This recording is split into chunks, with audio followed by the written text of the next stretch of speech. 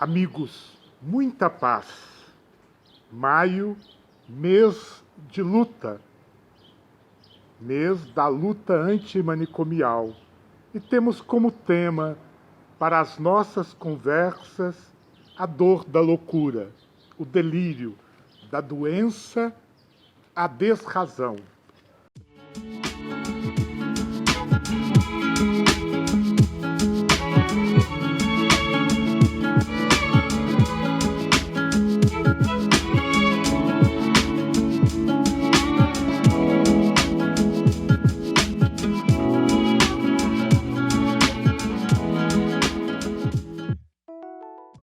Guimarães Rosa afirma: o diabo não há, é o que eu digo, se há, existe é homem humano, travessia. Dr. Linneu Miziara, no livro A Salamandra, conceituou a normalidade é a mediocridade institucionalizada. Temos medo da loucura. A loucura enche cada dia mais as clínicas, os divãs.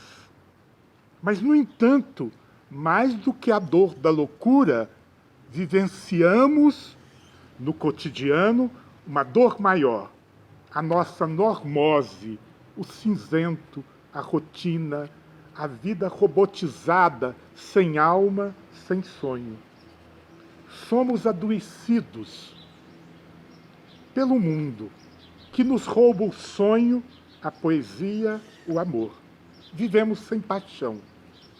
A loucura, na realidade, desafia, e desafia inquietando. Michel Foucault, no final dos anos 70, em palestra no Brasil, afirmou: diante do perigo da loucura, a sociedade criou um mito que nos faz temê-la. E nesse mito, o mito da loucura, afirmamos: o louco é pueril, perigoso, improdutivo. Não percebemos na loucura uma outra racionalidade, uma quebra com a racionalidade técnico-instrumental, com o mundo do mercado, das ilusões do consumo, com o desejo do pódio. Percebemos apenas o perigo fantasioso. O louco não é pueril, sabe brincar. Não é improdutivo, cria, mas não foge do gozo da preguiça. Não é perigoso, tem a alma espontânea, guerreira, na viagem tresloucada da aventura de atravessar o cotidiano em busca de novos horizontes. De fato, é preciso enxergar a loucura como doença na sua história. Ela não existiu de todo sempre. Já percebemos no louco que andava livre a maldição ou a bênção, e em determinado momento a necessidade de organizar o espaço urbano tirou da cidade o poeta, o louco, o malandro, a prostituta, que foi isolada em espaços de confinamento, o hospício. E a partir daí, um olhar de um novo jeito de ver da ciência transformou a loucura que era vida em adoecimento. Barenblith, no livro A Rua como Espaço Clínico, afirma: o psicótico é alguém que renunciou o mundo de vendedores e vencedores.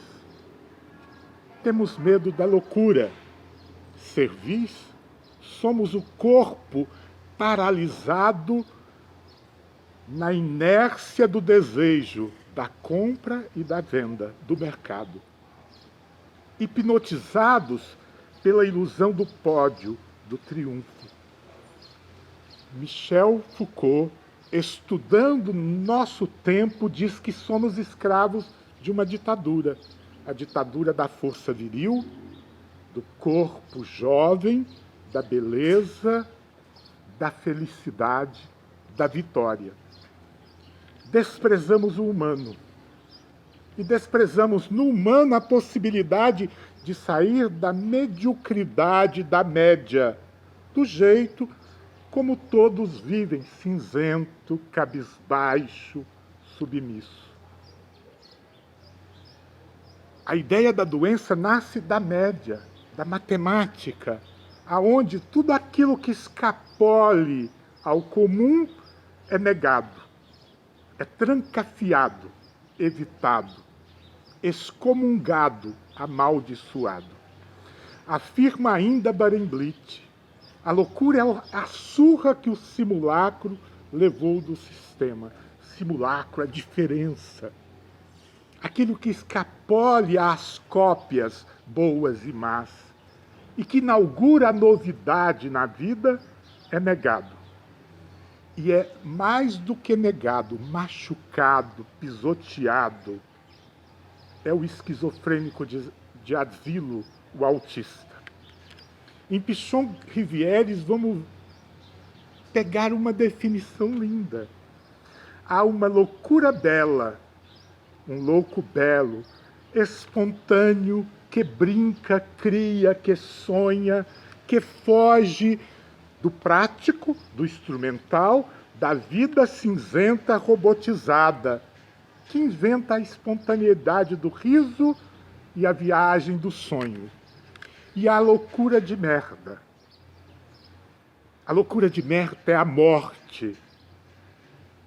É o riso escroto que nega a lágrima, que evita o outro, que submete o outro à sua espúria ilusão de dominação.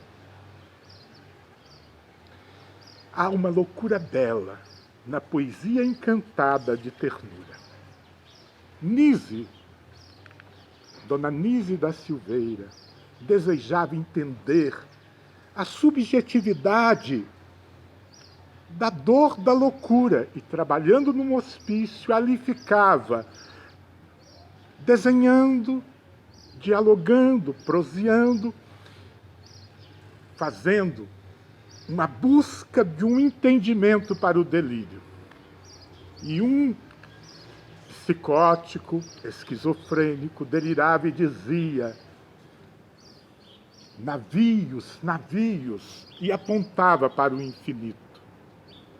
Ele, com o tempo, vendo o olhar inquieto e curioso, que procurava entendimento das palavras soltas que não fazia sentido, ele diz: ora, ora, navio entre estrelas. Para entender a loucura e o lugar da loucura, é preciso entender como se deu a formação do pensamento científico, matemático, da lógica da força de trabalho, submetida à anormalidade de um corpo servil, sem prazer, aborrecido e cinzento. Negamos outras lógicas. A poesia, a magia, o sonho, a loucura. E cristalizamos um jeito de ser como normalidade. O pensamento matemático, interesseiro, consumista do mercado. A lógica da acumulação, da vida como coisa. E a negação da potência criativa da poesia. Poesia é voar fora da asa, afirma Manuel de Barros.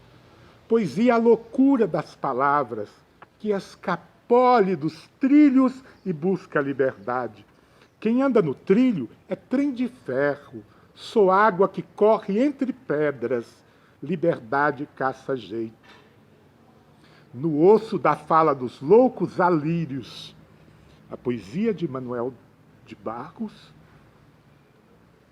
escapole do pensamento comum que tem medo da loucura e desbrava no horizonte da poesia a possibilidade de entendimento da vida para além da matemática, entre a ternura e o sonho.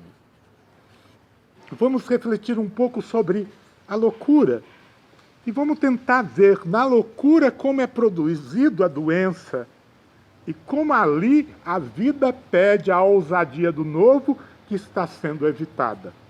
Um livro, 1911, Freud. No estudo do Freud sobre a paranoia, ele se debruça sobre uma biografia, Memórias de um Doente dos Nervos, de Daniel Paul Schreber. Estuda a paranoia. Já antes havia percebido que na paranoia, no coração que se sente perseguido, que está sempre observando no outro o ódio, o perigo, a ação maléfica, na paranoia havia defesa, homossexualidade passiva reprimida e alterotismo primitivo. E ele, então, já de posse dessas hipóteses, debruça-se e vai verificar no livro de Schreber a possibilidade de entender o delírio, de entender a psicose, a dor da paranoia, tão comum em nossos dias, numa sociedade de ódio, de intolerância. Lê, então, e interpreta o livro de Schreber, seu caso, a sua história. Schreber começa o seu adoecimento com um surto de sofrimento hipocondríaco. E já profeticamente nesse surto, um certo dia, entre a vigília, entre o sono e a vigília, tem uma ilusão. Que bom seria se eu fosse mulher. E que gostoso poderia ser, então, mulher vivenciando o ato da cópula. Ele tem medo do desejo. Ele tem medo do que lhe parece uma novidade ameaçadora. E aí há um grito, protesto masculino, e no conflito toda uma formulação que vai cristalizando um adoecimento. Schreber, diante do fascínio do médico que dele cuidava com carinho, atenção, percebe imerso no desejo e teme o desejo e transforma esse desejo em medo, insegurança, transforma o objeto amado em perseguidor. Mas era perigoso viver a dor e o desejo, mesmo vendo o desejo no avesso, na perseguição. E assim ele deriva para o novo desejo. Já não é só o médico, o perigo é Deus. Deus o encanta, o seduz, pouco a pouco o transforma em mulher, lançando raios que o penetram e o modifica fisicamente, fazendo o seu corpo possuir agora, na metamorfose, nervos femininos. O desejo, neste momento, diante de Deus, ganha um outro sentido, uma redenção. A volúpia de Deus não é para um prazer antinatural apenas. Daí gerará a vida, nova raça, novos filhos. Freud estuda no caso Schreber uma percepção fundamental, uma base comum para a paranoia, a explosão, a irrupção do impulso homossexual. A fantasia feminina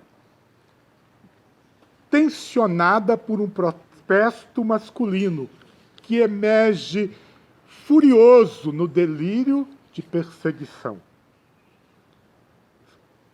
Identifica ele que tudo isso se dá mediante a atualização de vivências infantis a partir da transferência, onde o pai, o irmão, O velho é identificado enquanto raiz comum para aquela vivência de dor e prazer, aonde a emasculação tem como finalidade agora, no delírio, a geração de uma nova raça, filhos. Tudo isso ele vai identificar como dor, adoecimento, vivência com uma raiz, uma dificuldade na família, um momento de desamparo, quando ele não conseguiu elaborar a impossibilidade de ter filhos. A falta de filhos só encontra na dor de Schreber uma saída a partir do retorno à fantasia homossexual e dos delírios de redenção, aonde ele, feminino, daria origem a uma nova humanidade, novos filhos. A paranoia, então, é doença. Uma doença que nasce, que desenvolve, que pulsa defesa. Uma defesa contra o desejo homossexual. Aí alerta Freud. O nosso entendimento precisa perceber a pessoa humana no seu desenvolvimento. O adoecimento tem como base a fixação e a regressão. Explica. O coração humano vai construindo-se enquanto possibilidade de desejo e prazer no desenvolvimento da libido, que do autoerotismo caminha para o investimento no amor objetal, passando por uma posição intermediária de narcisismo. Essa posição intermediária gera a possibilidade concreta da existência da identificação de um desejo novo para com um corpo similar, o desejo homossexual. É fonte da camaradagem, do amor entre amigos e do amor à humanidade. Mas aqui é percebido no adoecimento. No adoecimento, quando alguém, diante do desamparo, pela impossibilidade da alegria esperada dos filhos, que retoma o caminho dos desejos dos primeiros anos, ainda na infância. Só que não tolerando entrar em contato com o desejo proibido, ele projeta, ele o vivencia, já misturado, camuflado e criando formações de fantasia a caminho do delírio. Percebe ele, eu amo um homem? Não. Não tolerando o perigo do amor a um homem, ele vai ao oposto e percebe como o oposto, eu odeio. E o odeio porque ele me persegue. Explica assim Freud, via projeção, a formação do pensamento delirante de perseguição com base no desejo homossexual. A própria erotomania é vivenciada como uma negação do desejo. O medo do desejo homossexual, ele transforma eu amo ele, não eu amo ela. Mas como o amor a ela é, na realidade, apenas um apaziguamento contra o perigo, ele precisa repetir e mantê-lo exacerbado, intensificado ao limite. Assim se dá também no ciúme. O ciúme enquanto uma construção de defesa. Eu amo ele, não sou eu que amo ele, ela é que ama ele. A própria existência do eu amo, eu não amo ninguém, é vivido aqui na construção do estudo freudiano a partir da dor, da lida com a dor que ameaça. Muitas vezes percebemos no delírio a catástrofe, percebemos no delírio o fim, e, no entanto, o delírio é apenas uma reação à vivência de catastrófica, de nada, de fim, quando o homem retirou as energias do mundo, dos objetos. O delírio já é a formação em que presumimos ser um produto patológico, mas, na realidade, é uma tentativa de restabelecimento, uma reconstrução do universo. Após a catástrofe, a reconstrução. Na esquizofrenia temos o mais primitivo, um retorno a pontos mais primitivos, mais anárquicos. Dor, adoecimento, vida. O coração humano, diante da dor da loucura, precisa entender o adoecimento como repetição que limita, que cronifica, que o amarra, impedindo a criatividade e o novo. Mas, na base, um desejo da vida, de singularidade, de caminho para a alegria e a paz. Afirma Nietzsche que o homem é um estar entre o animal e o além do homem, e que o homem é ponte e não fim. O belo é que é um passar e um sucumbir. Analisando a sua crise de depressão, Nietzsche consegue perceber nas dificuldades da depressão a necessidade da vida que já não suporta seguir carregando o fardo de infelicidade, de falta de sentido, as cinzas no cotidiano, e que pede uma libertação, uma novidade. Para Nietzsche, apenas quem viveu uma grande dor é capaz da ousadia de fugir do engaiolamento, fazendo a passagem, indo adiante na grande libertação. Crise é ponte e passagem. A vida encontra-se emparedada. Não se consegue viver como ela está organizada, instituída. E o além é temido, e nesse impasse fica sem chão, no caos. O adoecimento é quando, com medo do novo, engaiolamos e buscamos defesas arcaicas de inibição da singularidade, da possibilidade de desbravar, para além da mediocridade institucionalizada, o novo. Novos campos do existir, novos modos de ser e estar. O devir, a diferença. Começamos a reflexão e passamos pelo entendimento de Freud da paranoia. Passamos por Freud, mas começamos com uma constatação. A doença é um olhar que nega a singularidade, a vida enquanto diferença.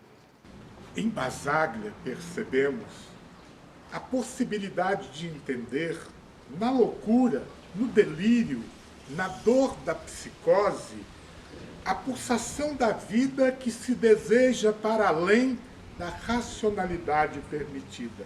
Outras racionalidades, a fantasia, o sonho, a vida fora do trilho, fora do quadriculado, do permitido, da vida matemática, de média aritmética, comum, uniformizada. é o desejo da espontaneidade, da criatividade, da multiplicidade.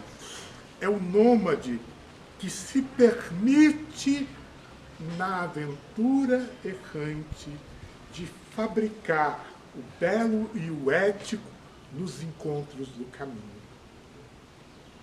O medo do novo nos obriga a viver uma condição paralisante de não driblar os complexos, de não criar a novidade que nos impediria a hipnose regressiva que nos leva às nossas limitações no funcionamento, às nossas dores infantis. O brincar, o voo, a poesia é a capacidade de encontrar a ousadia da vida singularizante, onde é preciso colorir o destino. Mia Couto assim escreve, e a loucura nem sempre é uma doença. Por vezes é um ato de coragem. O teu pai, Moanito, teve essa coragem que nos falta a nós. Quando tudo estava perdido, ele começou tudo de novo, mesmo que esse tudo aos outros parecesse nada. Eis a lição que aprendi em Jerusalém.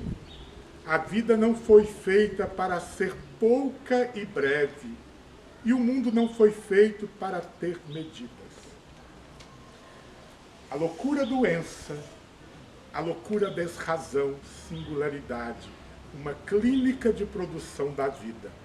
Na loucura doença, uma ideia de que a vida é para ser medida, impedida, engaiolada, inibida. Na potência da desrazão, dos novos sentidos, da clínica antimanicomial, a loucura bela que deseja-se vida sem medida, na intensidade criativa do belo e do estético, no colorido que nos faz não ter medo desta manhã desabrochada a pássaros. Amigos, cuidem-se. Continuaremos neste mês em casa, buscando a produção da vida, sem a paranoia dos que temem carregar a lágrima diante dos seus cadáveres. Saberemos abraçar cada família, sem medo da lágrima e sem precisar da defesa dos que, esquiando na lagoa das nossas lágrimas, negam a necessidade da solidariedade da vida. Continuamos cuidando. Amar é cuidar. Cuidar é incluir. Incluir é fazer caber. É preciso fazer caber na vida a singularidade, a potência do novo, a própria vida. E para fazer caber a vida, nós continuamos com a nossa campanha de solidariedade. Estamos arrecadando material de alimento, gênero alimentícios, limpeza, higiene pessoal, para fazer as nossas cestas. Somos, acima de tudo, a certeza de que juntos somos fortes e juntos somos um punhado de homens comuns capazes de fazer uma muralha com seus corpos de sonhos e margaridas. Muita paz. Saudações antimanicomiais. Fundação Gregório Barinus.